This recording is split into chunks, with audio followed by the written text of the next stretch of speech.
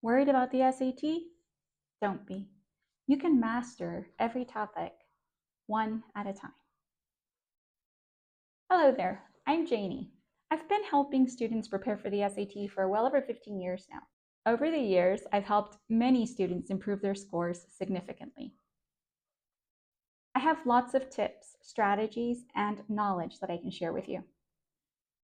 One of the topics that's really easy to master within the math section of the SAT are equations from a scatter plot or from a graph.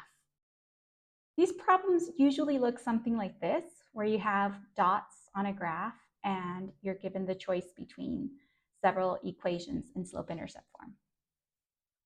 I'm going to walk you through one of these examples so you can see exactly just how easy it is. The first thing you want to notice is that it is in the form y equals mx plus b. We're going to look at the slope first. We can determine very easily that the slope goes downward, which means we have a negative slope. Once we've determined that the slope is negative, we look at our answer choices, and we can highlight the two that contain a negative slope and eliminate the two options that don't. Now we're going to look at the y-intercept.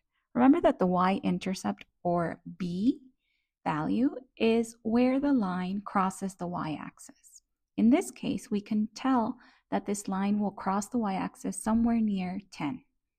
So we know that the b value is approximately equal to 10. We look at our answer choices, and we can see that there are two choices that have a 10 plus 1, and we can eliminate the two that are negative.